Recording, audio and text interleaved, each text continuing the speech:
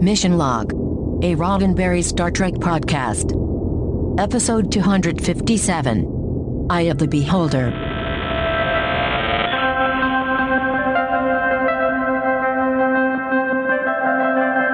Welcome into Mission Log, a Roddenberry Star Trek podcast. I'm Ken Ray. And I'm John Champion. Each week, we watch an episode of Star Trek, taking it apart for messages, morals, and meanings, and seeing whether it stands the test of time. This week, Eye of the Beholder, the one where many things happen. Or do they? I've got trivia coming up in a moment, but first, I'm going to tell you how to get in touch with us. Mission Log Pod is the address to find us on Facebook, Skype, and Twitter. If you'd like to leave us a voicemail, we would love to hear your voice. 323-522-5641 is the phone number to call. 323-522-5641. Our email address is missionlog@roddenberry.com. Our show website, including Discovered Documents, is at missionlogpodcast.com. And please do remember, we may use your comments on an upcoming episode of Mission Log. And with that, we go to trivia. Or do we? Eye of the Beholder, Ken. It's the one where Captain Kirk and Mr. Spock and Dr. McCoy get trapped by giant snail-like aliens and put into a zoo. You remember that one, right? Oh, remember, they were all so animated. Oh, yes. Yeah, we did that one. Bam! We did that one a little while ago, so we're not doing that one again. But yeah, interesting to come across two episodes that have the same name. Now, this version of Eye of the Beholder was written by Brannon Braga. He actually contributed the story for it because, of course, let's see, it's creepy, check, it's dark, check, you have the dream state, check. Hey, spoilers. Oh, sorry. Am I a little out of line there? Yeah. Well, I'm just saying, we haven't done the recap yet, so maybe people are like, oh, I didn't know. Maybe there's something of animated Kirk. The teleplay for this episode is by Renee Echeverria, and most recently, the last script of his that we covered was Lower Decks, so not that long ago. And this episode was directed by Cliff Bull, and most recently for us, he directed Liaisons, and he will be back for one more before wrapping it up with TNG, and we will catch up with him at Deep Space Nine again, where he has been contributing as a director since their first season. Hey, Ken, how about that nacelle control room set? How about that? Yeah. How about it? It's a good-looking set. Yeah. Sure. Okay.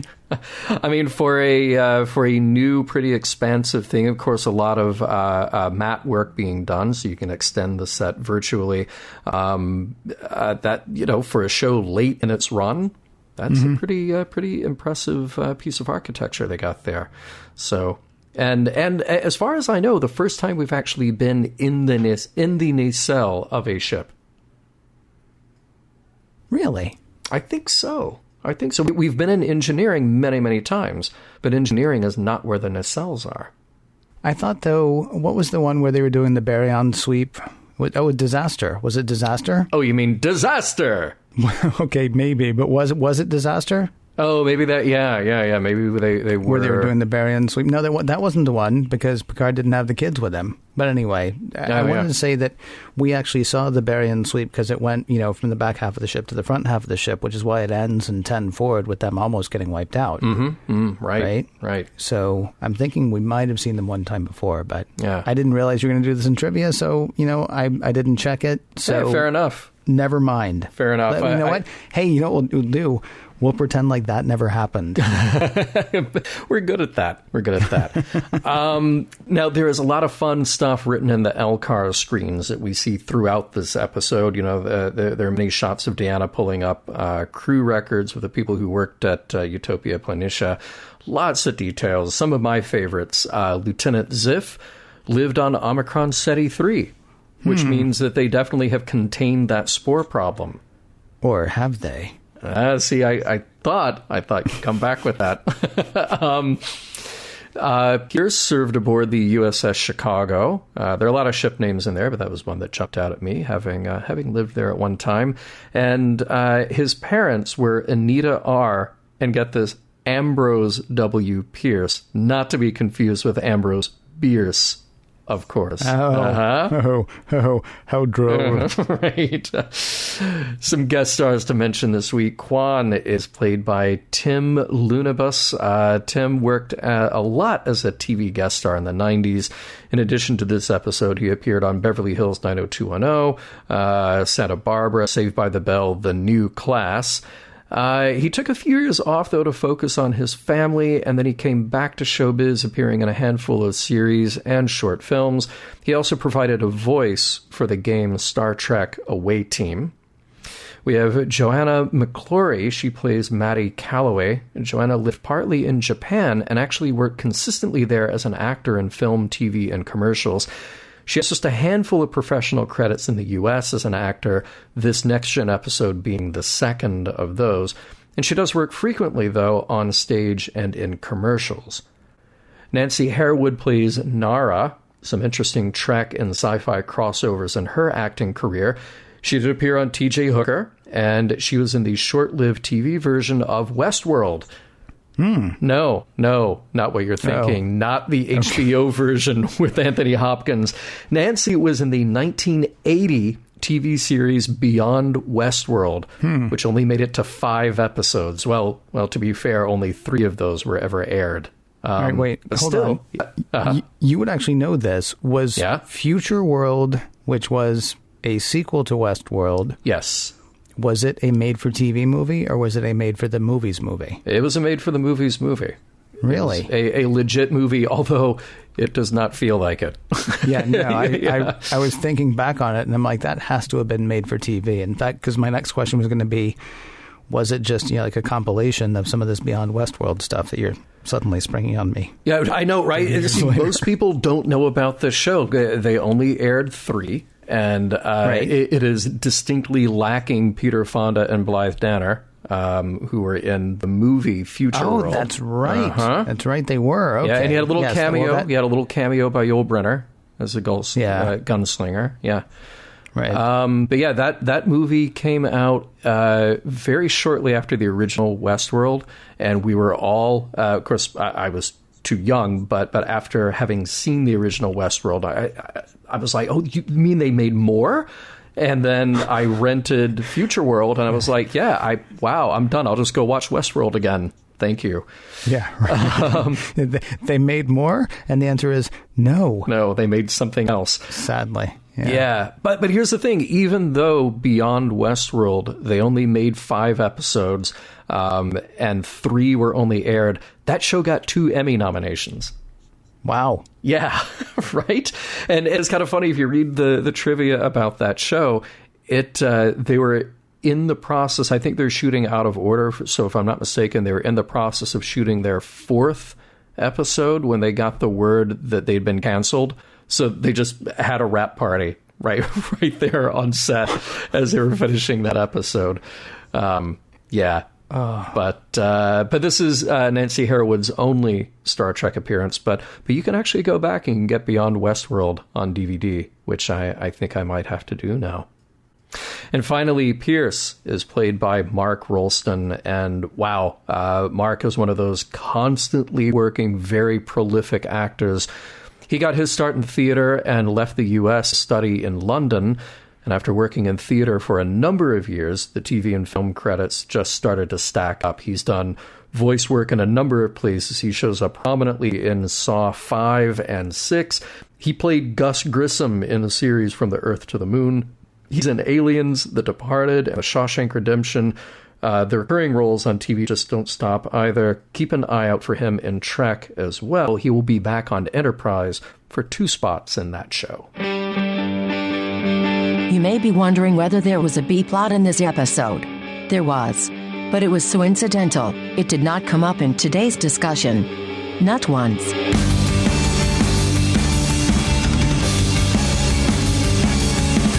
Prologue.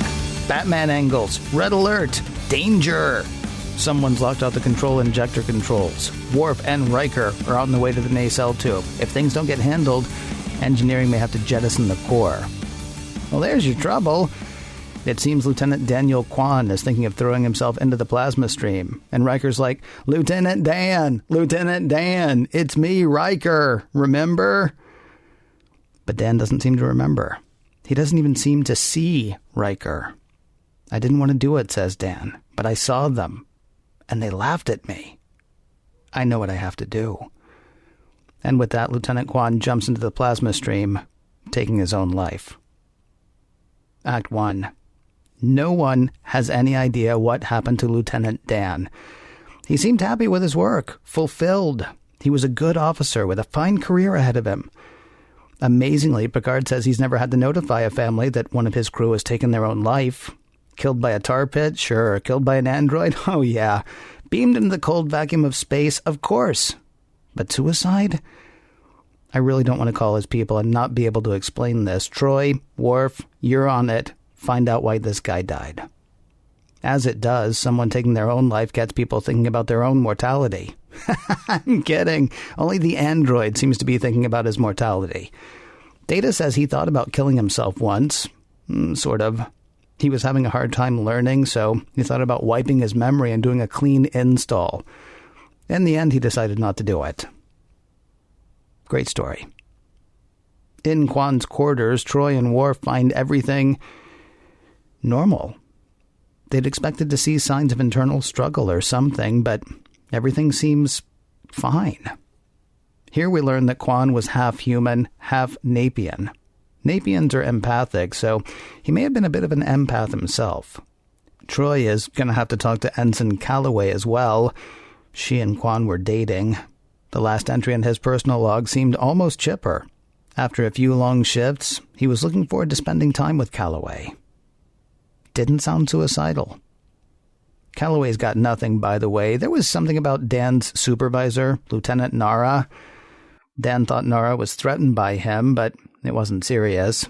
Still, Calloway says something must have happened. Dan wasn't the kind of guy who'd off himself.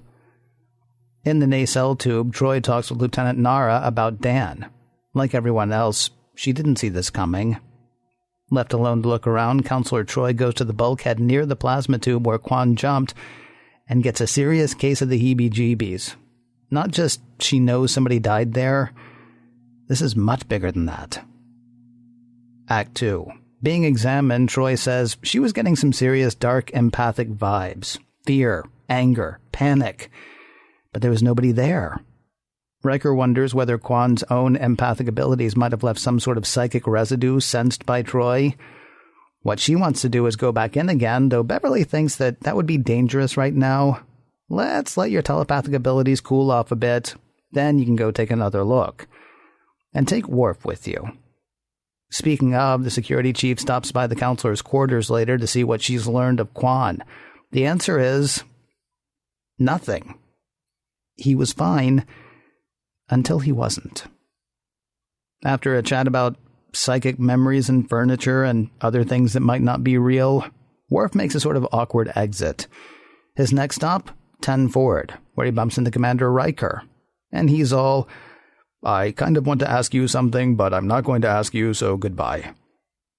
Yeah, remember that time Worf wanted to date Troi? It seems he finally remembers that as well. But he's not ready to talk it over with Riker just yet.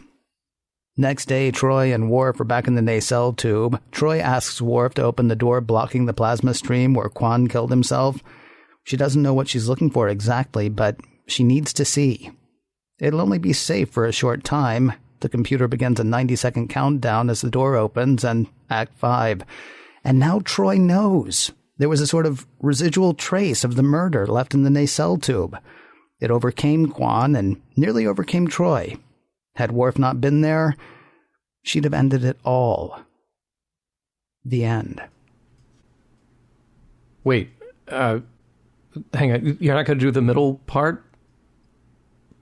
Do I have to? I think you should. Okay, but I'm skimping. Where was I? Okay.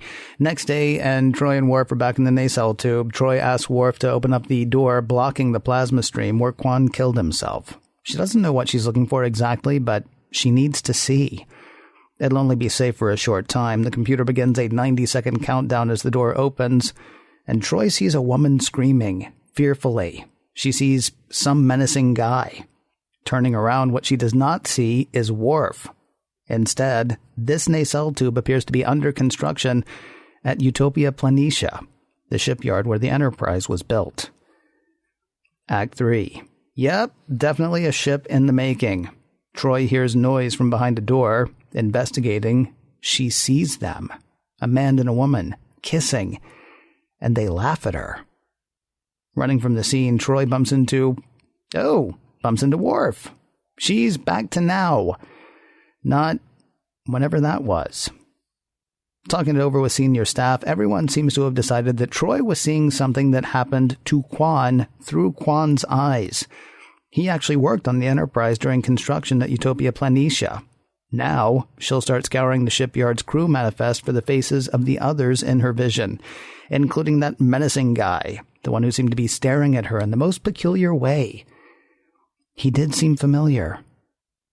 Troi wants to go in again, and now Beverly has a plan. She'll make a drug that will inhibit Troy's telepathic abilities. That way she can look around without being overwhelmed. Looking through the records, hey, there's the menacing guy, and he's here on the Enterprise. Lieutenant Walter Pierce. He came aboard about 6 months ago. He's in engineering. Worf and Troi go to talk to him, and yeah, he's creepy. But he says he remembers nothing about he and Kwan and their time on the under-construction Enterprise. Troi doesn't believe him, but he sticks to his story. Here's the thing, though. Out of earshot, she tells Worf that she's not sure he was lying. She couldn't read anything off of him, which makes her think he was hiding something. Though he should not be, he might be partially telepathic. They're discussing this on the way to Troy's quarters, where, on the verge of another awkward goodbye, the counselor and the security chief start making out instead. Act 4. Worf is totally making a sleeping Troi breakfast, which means he has been there all night, which means they totally did it. Troi got the full Klingon. Breakfast will have to wait, though. Duties call. They're both called to sick bay, though they show up separately, as if they haven't totally just done it, which they totally just did. Troy's a bit distracted, though. Worf seems to be paying a lot of attention to Kwan's sweetie, Calloway. Injected with the telepathic inhibitor, Troi goes back to the scene of Kwan's suicide, but she's still getting flashes again. The screaming woman, the menacing Lieutenant Pierce, and through it all, she manages to lead Geordi and Data to a human skeleton hidden in the plasma conduit's wall. Back in sickbay, Crusher will either inhibit Deanna's visions or wear out her hypo-trying. Calloway comes in with the bones from the plasma conduit. Worf can't stop staring at Calloway, and Troi can't stop staring at Worf, staring at Calloway. Calloway finds a match for the bones, and you'll never guess who, the screaming woman from Troy's visions, reported missing from Utopia Planitia 8 years ago when the Enterprise was being built. But hang on, that was 6 months before Kwan got to Utopia Planitia. Whatever Troy's been seeing, it wasn't through Kwan's eyes. Seeing her own reflection in a control panel, okay, that kind of mirrors the view she had of Pierce. She's been seeing through his eyes, which means he killed the screaming woman. Worf thinks it's time to have another talk with Pierce. Believe it or not, though, Troi has got something else on her mind. Does Worf regret what happened last night? He says, of course not. And she sort of talks herself out of any misgivings. She'll go relax, and he'll go talk to Pierce alone. Back in her quarters, hi, Pierce. He shows up soon after she gets there, and as is his way, he is menacing. Act 5. Troi calls for security, though Pierce is confused. He says Worf said Troi wanted to see him. Security comes to cart Pierce away, then Troi goes to find Worf in Ensign Calloway's quarters. Using her security override, Deanna barges in and sees Worf and Calloway kissing. And they laugh at her.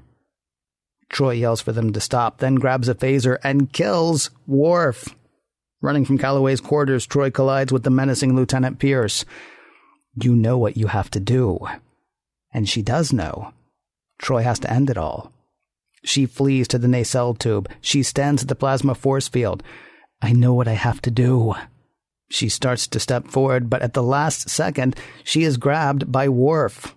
According to the computer, only 20 seconds have passed since Act 2, when Worf first opened the plasma door for Troi.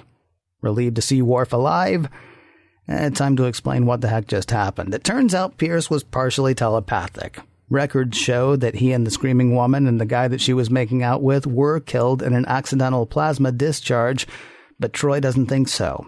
She thinks things went down the way she saw them. Pierce killed the other two, then took his own life. While there are no bones to be found in the plasma tube, there is organic residue right where the skeleton was in Troi's experience. And now, Troi knows. There was a sort of residual trace of the murder left in the nacelle tube. It overcame Kwan and nearly overcame Troi. Had Worf not been there, she'd have ended it all. The end. You did it. I did it. You did it. I did it. I did it twice, I think. Maybe. You did. You did. I don't know. Hey, there are many cushy jobs on the Enterprise. I'm going to say that working in a nacelle on a starship seems like terrible duty.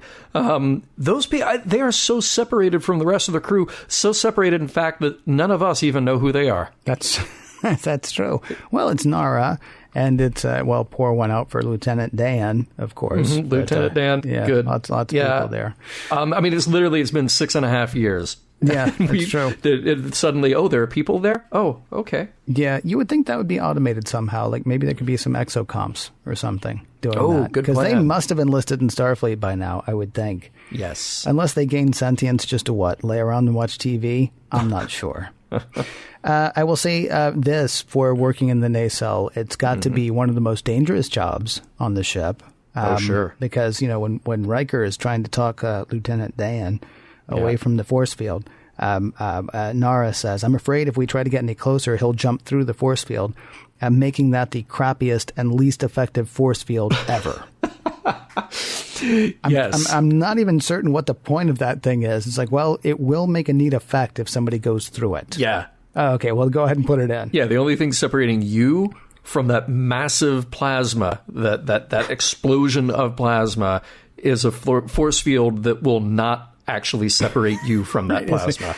Is a very permeable force field. Yes. Yeah. I guess maybe the thinking is if you're caught in the plasma, whatever, you won't be able to come back in. Oh, good. Yeah, that's really what it's all about. I really don't understand why that was there. That said, that was a fantastic effect. Yes. When Lieutenant Kwan actually jumped into the plasma stream, it was I hate to say it was beautiful because it was a guy taking his life, but it was just, it was so well done. Yeah. And just, really, drives home, the tenuousness of existence, I suppose. There's nothing left of him at that point. It's just, there's that decision. And then once that decision is taken, it's done. Yeah. And I think that's probably giving a lot more credit to that shot than it deserves. But it was beautiful. I agree fully with you. The other thing that I would like to mention on a less serious note is that the 10 forward waiter uniforms are very prominent in this episode. But they're so prominent that it made me want to know where is Ben. Yeah. Okay, we just had him. Can we please have him back? Yeah. Nope. Yeah. No, it'll be somebody else going, hey, Will, next time Riker comes in. Yeah. Riker in his green, open-chested, wraparound kind of shirt there that he's got. Calling back a tiny bit to one James T. Kirk, but not totally. Nope. What was up with... Well, anyway, whatever. We can talk about his date some other time. Calling back a little more to Angel One. That's true. Yeah, except there was no wardrobe malfunction on this one. No. But what about his date? Or do you want to come back to his date? I'm weirded out by the fact that she was like looking at both Riker and Worf and nodding. That was the thing. She was watching, but she was also like sort of bobbing her head a little bit. And it's the kind of thing you might not notice if you get to only I'm sorry. Well, yeah, I'll say get to. If you get to only watch it one time. Yeah. Then you might not notice that. But like two or three times, I'm like, what's she nodding about? Is she like, whatever. Change the subject. We can exceed the warp speed limit again. Yeah, I know, right? That almost never happens. Almost. Yeah. Yeah. Almost. Not since, last time. And next time, I guess. I wondered, actually, and it's interesting to me that you say, so remind me, was it Renee or was it Brennan who wrote the screenplay for Lower Decks? I believe that was Renee. Yes. Okay. Because I was wondering if the callback to crew evaluations 6 weeks ago was a callback to Lower Decks, or just an acknowledgement that crew evaluations seemed to be sort of perpetual busy work for Troi and Riker. That's true. Yeah. I'm really wondering, because I thought like, oh wow, look at that. They're putting it in like in context. And then I was like, except that Riker and Troi were like, didn't we just do this? Yeah. Yeah. So I wasn't sure if it's, which one that was. No, I choose to think though that it was a callback to the recent episode. Yeah. Well, it was his script, so why not? Yeah. Good point. Good point. One thing that we learned in this, and I think it's been kind of an ongoing thread for much of Star Trek, at least for much of Next Generation, personal logs in the future seem, I'm just going to say, a little dry. Just a little dry. Like, we could go look at his personal logs, but it's like this perfectly framed, perfectly lit, very by rote kind of report. Maybe because they know that people will be digging through their personal logs at some point. Yeah. This is one of those rare cases where I'm hoping that all of social media survives into the 24th century, so it looks like people are having fun. even if it's a total lie, because social media is a lie, but that just please, let's just live the lie. I don't really understand why they bother calling them personal logs if just anybody can read them. Well, anybody can read them. Although Picard did have to give permission to do it. Did he? Yeah, he did at this time. I did not remember that, but okay.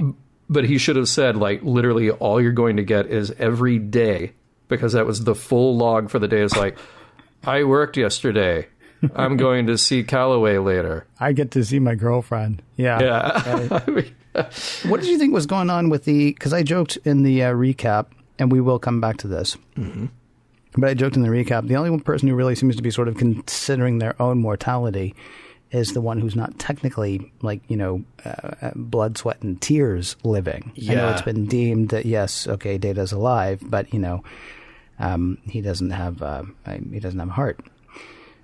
Or all the things that sort of make you like a living thing by biology standards. Yeah.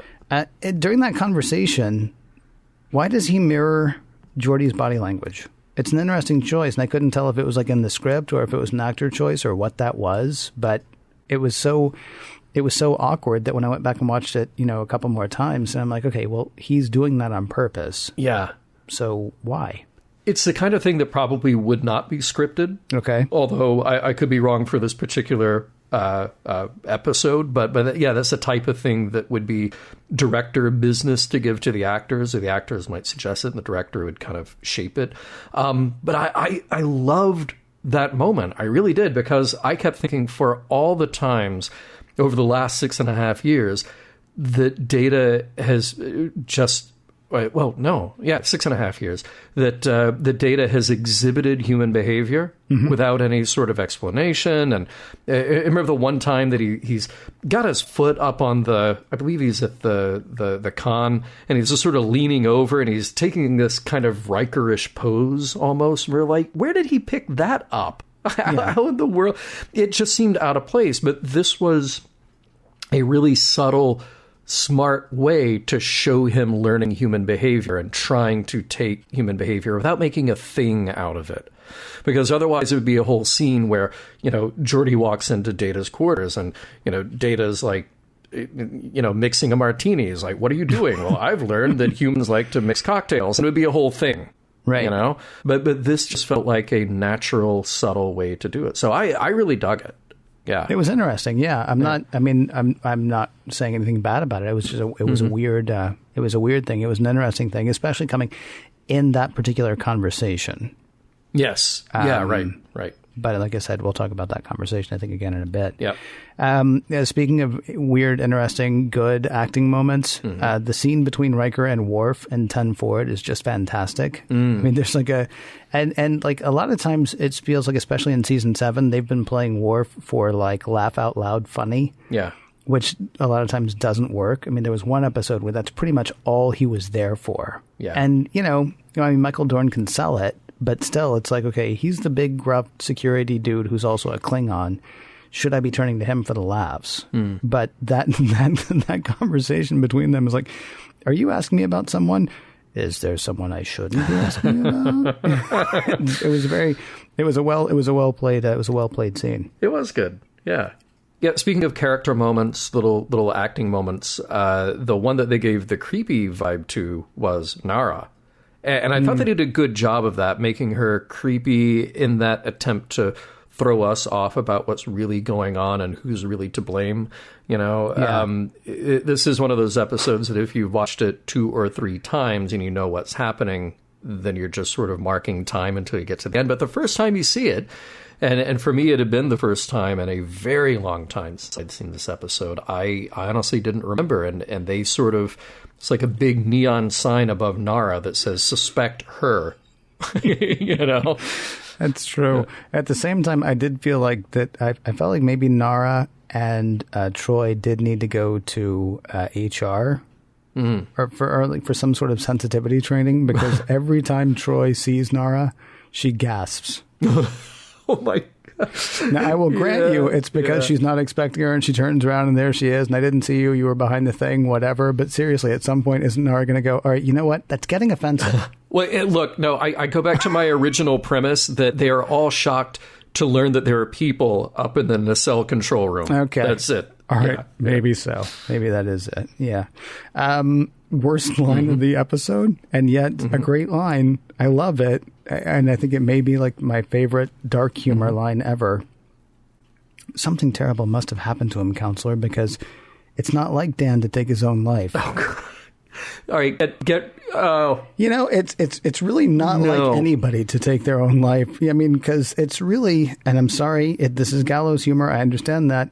It's really the kind of thing you can only do once. It's not, to say it's not like that guy to do that. Now, maybe Maress maybe could have done it. Because, cats, 9 lives. Cats. You hear me? Yeah, it's like, she purrs. Right, she killed herself. Well, that's like her. She's like that because she's got 9, and she doesn't believe in conservation. Renee had to have been aware of that when he wrote it.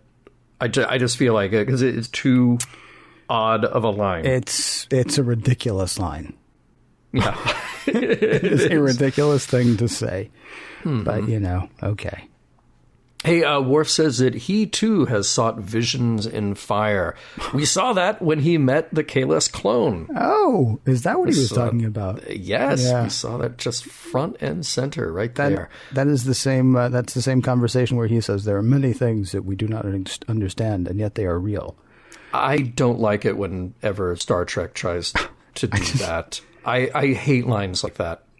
I am not an empath, but I felt like in her head, Troi was saying, I can't believe I wanted to date you. Yes. Except, of course, maybe she did want to date him, but we'll get to... There's a lot of stuff that we'll get to in a bit, John. Yeah. Look, there's a technical thing that I'm sure that many of our listeners have thought of when they were watching this episode, because I know I thought of it. So is it really that easy to hide a body in the walls of a starship for that long? Well... I mean, again, it didn't actually happen. So, yes. Okay, so... But also bear in mind, the ship was still under construction at the time. It was. Yeah. But So I think it's probably easier when you can just easily pop off part of the wall and when there's not, plasma flying through the conduit that you're hiding them in. In fact, that's probably the safest place on the ship to hide it, now that you think about it, because how often do you get to go in there? Not often. It's full of plasma. True. But look, you had the sweep in Starship Mine. You had all this stuff. But I do, going back to talking about sort of Brandon Braga's take on a script, on the themes that he likes, I thought of Edgar Allan Poe's The Cask of Amontillado. Yes. You know that story, I'm sure. Yes, I do. For the love of God, Montresor. Yes. For the love of God. Right. So kind of a cool, like, gothic horror callback by having that to be a thing in this story. Yeah, cool gothic horror callback. One of those words doesn't belong in there. No, you sure? I'm not sure which. I think maybe one of those. Okay. By the way, thank you very much, Starship Mine. Way to leave me hanging like 20 minutes ago when we were talking about, when I was like, was it disaster? It wasn't disaster. Was it disaster? It's Starship Mine. which you actually have here in the notes, and yet just just leave me hanging. That's great, pal. That's okay. 300 people already tweeted to you about it. So. That is very true. It is very true. Are you familiar with the website or the Twitter account, You Had One Job? Oh, yeah. Oh, I love it. Yeah. For people who don't know it, it's absolutely fantastic. Basically, it's just photographs of people who have done something completely wrong. So, like a rail will be put up across a stairway instead of going down a stairway, for example, or it'll be attached in like some ridiculous way. You had one job. And I thought about that in this episode because we should remember they were not sent out to solve a murder. They were sent out to find something that Picard could tell Kwan's folks. And what they found is okay, so let me understand. So what I should tell his parents is somebody killed themselves in there 8 years ago, and that's why their son killed himself. Yes. You had one job.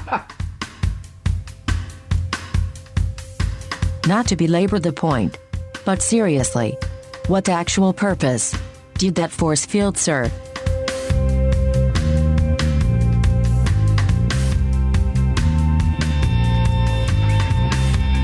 I think there's something a little bit problematic about the discussion we're about to get into with this episode.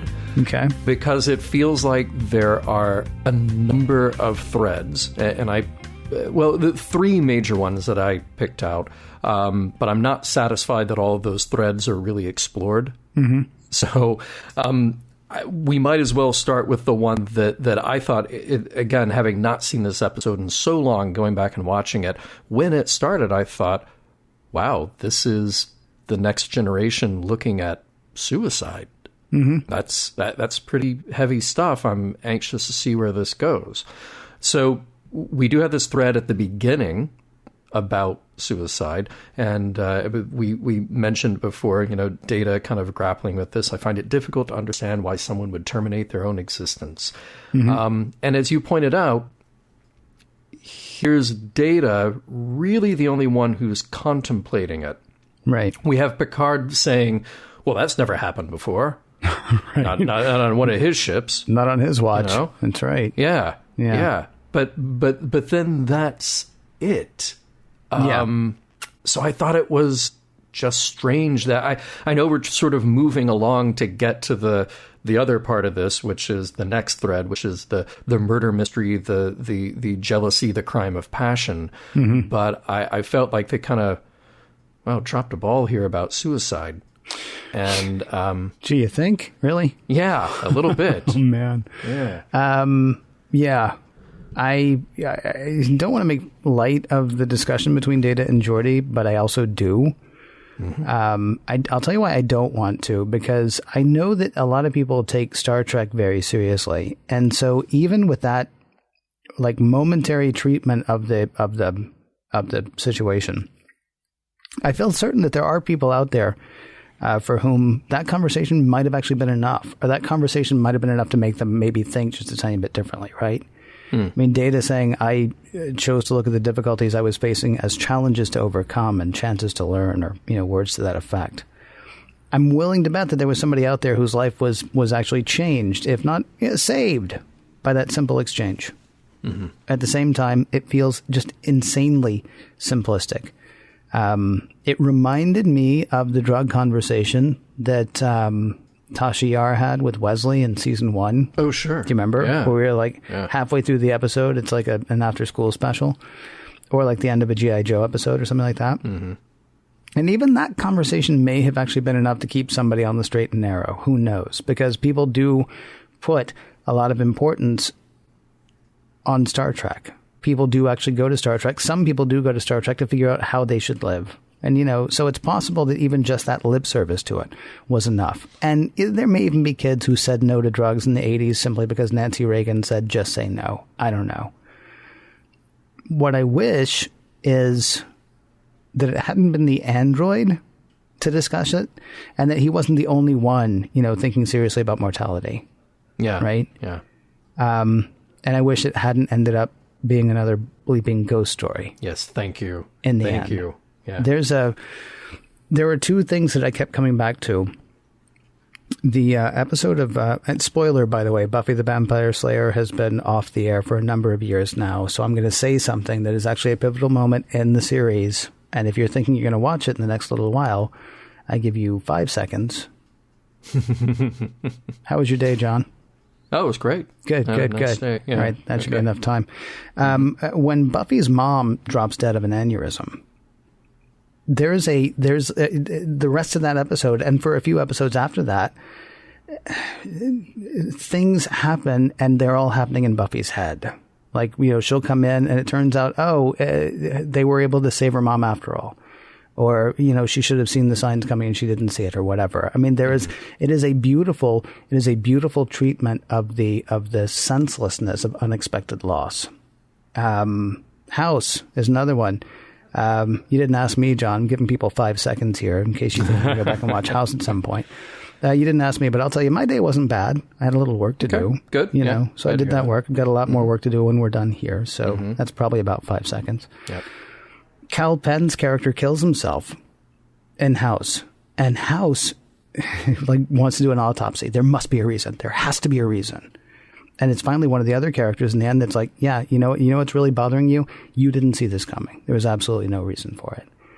Yeah. And honestly, that's not necessarily the kind of thing that we turn to Star Trek for, but if you're going to start that way, I feel like you actually need to go that way, because what we got was the last 30 seconds of an episode of G.I. Joe saying, and remember, kids, teenage suicide, don't do it, which is more Heathers than G.I. Joe. Mm-hmm. I don't know. It felt like... Yeah, well, look, it felt like a missed opportunity. Yeah, there's the reaction at the beginning when Riker is visibly upset. He didn't get to save this guy. Right. And this was a shocking moment. And I thought, wow, this is some heavy territory here for this show. And then by the time you bring in Calloway, and she's being asked about her relationship with Kwan, and look, I know that we've had episodes before where we've dealt with death, and we've had that discussion about Gene Roddenberry's position that, well, in the future, death is just part of life, and even a kid isn't going to be really upset by the loss of a parent, because look at all these other wonderful people to take care of him. Right. And there seemed to be no registering of, look, we don't need a heavy melodramatic moment, but I expect to see somebody break down when they're presented with this news, and even in a professional environment being asked about Calloway's being asked about a relationship and about his state of mind and all of this stuff. Yeah. The one way that I might be able to defend how ill-prepared everyone was to talk about it is the fact that we're supposed to have gotten past everything in the 24th century. My initial thought was when Picard said, yeah, I've had to tell people that people died before, but never suicide. Yeah. Because that's how good things are in the 24th century, right? Yeah. I mean, and maybe that is actually sticking with sort of the Gene Roddenberry idea that things are going to be so great that nobody would do that. But here's the problem. We all know about people for whom things seemed great who still took their own lives. Mm-hmm. And the thing is, I mean, if you want to do a 24th century show where nobody ever kills themselves, that's great. If you're going to do a show, though, where all of a sudden somebody has killed themselves, maybe take that a bit more seriously, because you got millions of people watching, some of whom may be thinking along the same lines. Yeah. And it's not their job to be a PSA. It is not their job to keep everyone alive. But to start with something so heavy and then veer off into, oh, it's actually a murder mystery, and then to veer even further to, oh, and it actually didn't even happen. Yeah. Then it's like, I don't know what I want back, but I want something back. Right. Yeah. That was... That it bothered me, and I felt like we needed to get that out of the way right up front here in our discussion. So yeah, like I said, we had this other thread about jealousy and heartbreak leading to a crime of passion. Okay, it felt a little soap opera-ish for Star Trek, but then we have this thread about workplace romance, and there is a little bit of a cop-out, because part of that was in Deanna's head. Mm-hmm. But it's not totally a cop-out, since there is some real-world impact from it, some real-world portion of that. what I find interesting is the continued casual approach that Next Gen has toward workplace romances in the future in the first place. So you mentioned the scene in 10 Forward. Riker's all over some other woman who we will never see again. Mm-hmm. I'm just guessing. And even if there is a hint that he knows what Worf is talking about, he doesn't care. Yeah, here's the problem. I think you're probably right about all of that, except didn't that happen? Oh, no, that did happen. You're right. That happened before... Mm-hmm. That's in real time, yeah. Before we tripped into dream time. Okay. Yeah. All right. Yeah, okay, that yes, that is an interesting thing. It is weird, actually, especially in this day and age, as you and I record, some 20-something years after this episode was first recorded. I would like to think that workplace romances can happen. That's fine. At the same time, he's like second in command on the ship. Yeah. Should he be dating somebody over whom he has power? And that's not even I'd say the same thing if the second in command was a woman and she was dating a guy. Yeah, sure. Now, we don't know anything about, actually, no, he did name her as ensign, lieutenant, whatever. Oh, he did. Yeah. She did give her rank, so she's not a civilian. Yeah. Yeah, she's not hanging out with Ben. Yeah, right. Right. They're using different. Wow. Yeah. Yeah. But it is. Everybody seems to be cool with everything. Yeah. So great. Yeah, that's cool. Yeah, I like that. If this is the utopian vision of Star Trek's future, then great.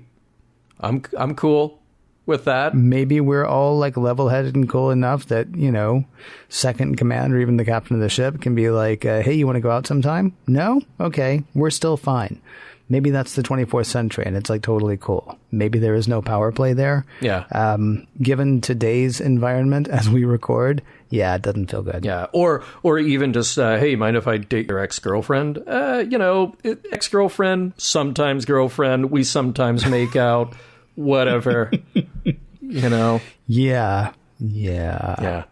Except they had talked about it before, so it was interesting to see that actually, except it didn't actually come back around in this episode. I mean, there was maybe, that part kills me, but not kills me, because that's a horrible thing to say in this episode. Yep.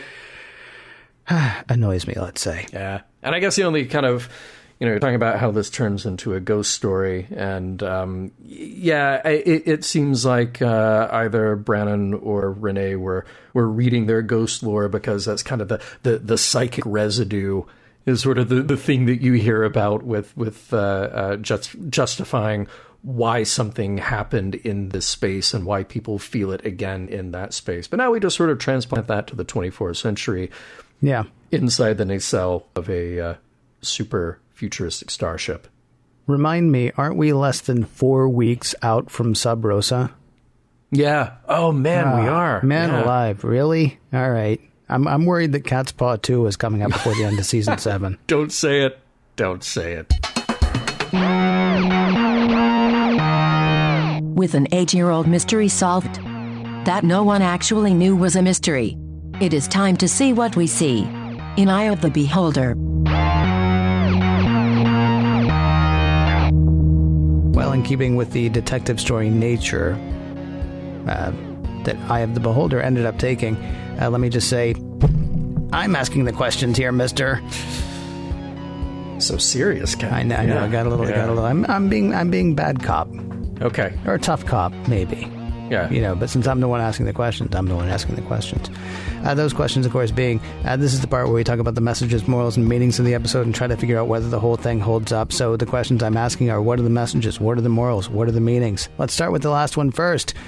Does this episode hold up as far as you're concerned? No. I mean, look, so here's the thing. There's some good character stuff. And again, it's well produced because, look, we're 7 seasons into a show. It should be well produced by now, and it is. But at the end of the day, the problem is I'm asking myself, what is the point this episode.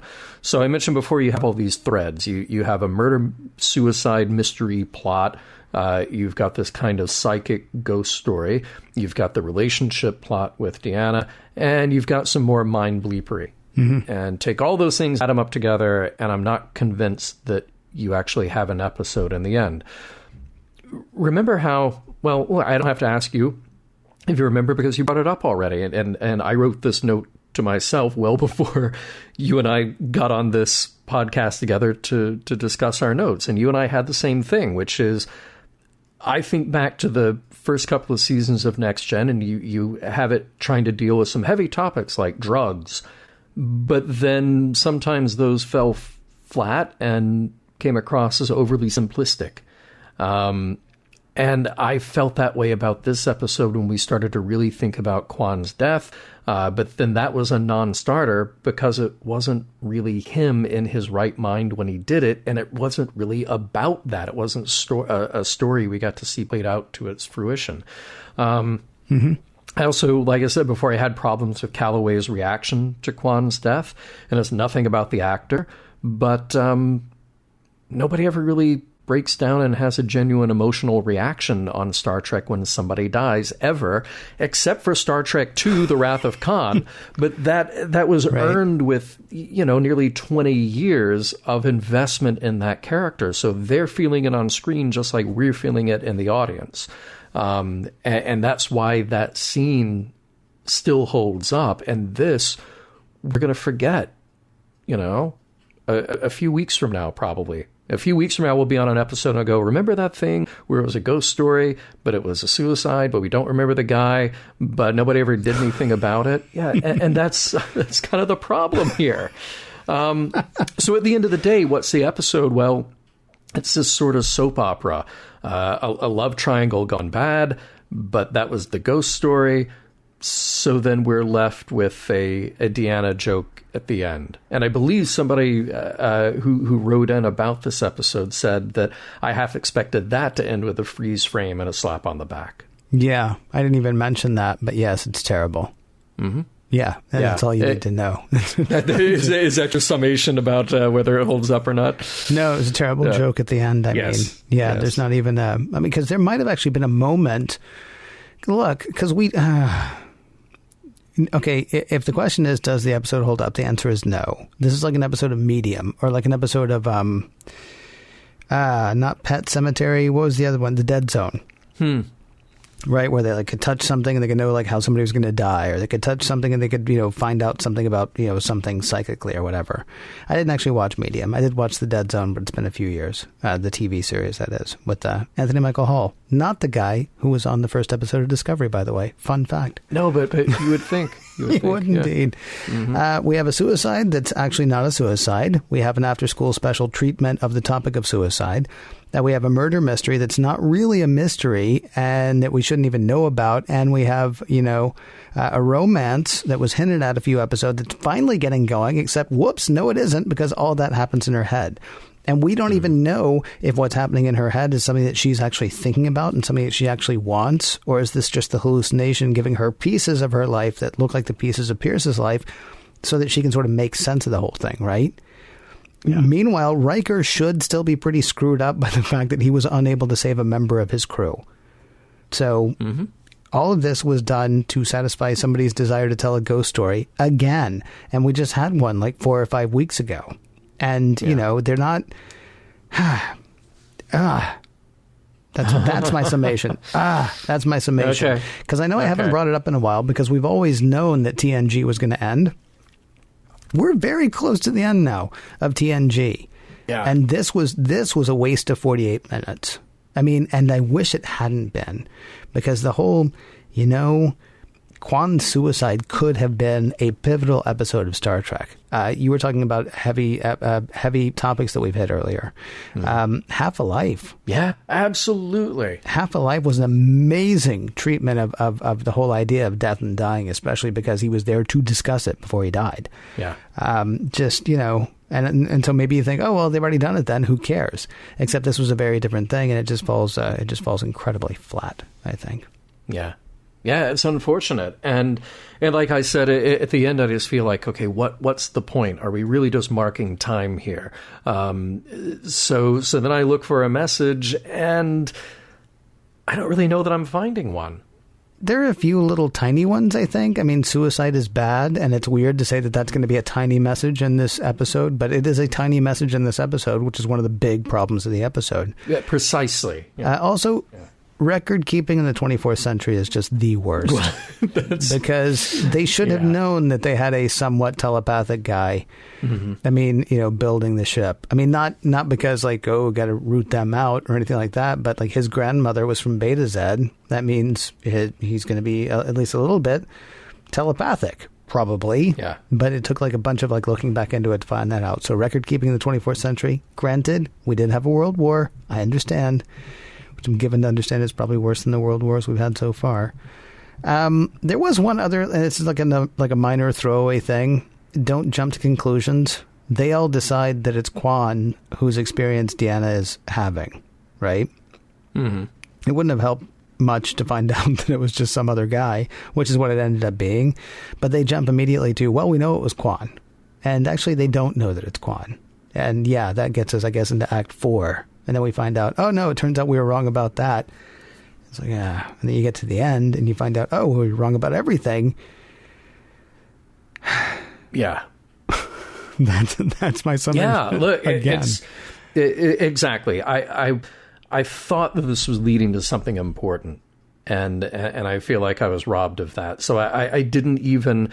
Yeah, you're pulling out that message about suicide is bad. Absolutely, and I wish that this had been an episode that actually treated that with some sincerity, some depth. Yeah, but it feels like it's completely lacking that. So it wasn't even anything that I wrote down. Well, you should write that down, John. Suicide is bad. Well, sure, yes, and I agree with you there. All right, good. Yeah, but yeah, it's this episode feels like a dropped ball, and that's really unfortunate. I would say that those messages hold up, even if the episode doesn't hold up. The things that you found certainly do. Yeah, but yeah, go back and watch Half a Life. I mean, seriously. Yeah, and that's a Lwaxana episode. And still, I'm saying, watch Half a Life. I mean, that is probably a fairly important episode in Star Trek. We're gonna have to do that list pretty soon, aren't we? We are. What are the big? Oh man, that's just gonna wow. Yep. You know what I need to do before that though? What's that? I need to say that Mission Log is produced by Roddenberry Entertainment. Executive producer Rod Roddenberry. Of course, Roddenberry's into a ton of stuff. They're really big in the podcast game. I don't know if you know that, John, but they are. No, I wasn't aware. Oh, sure. You got your Women at Warp over there. You got your Priority One. You got your Mission Log Live, and of course, you got your Mission Log. And more shows a-coming. So podcasts.roddenberry.com would be the place to find out about those. Podcasts.roddenberry.com. If you want to help support this show specifically, patreon.com/missionlog is the place to find out how. For more exciting Star Trek podcasts, be sure to check out Trek FM, that is trek.fm. And for the latest in Star Trek news and discussion, be sure to visit trekmovie.com. Next week, Genesis.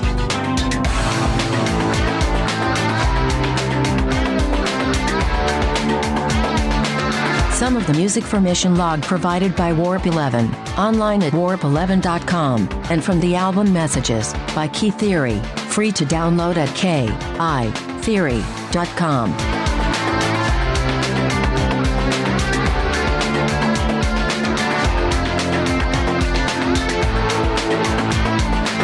Star Trek II jokes?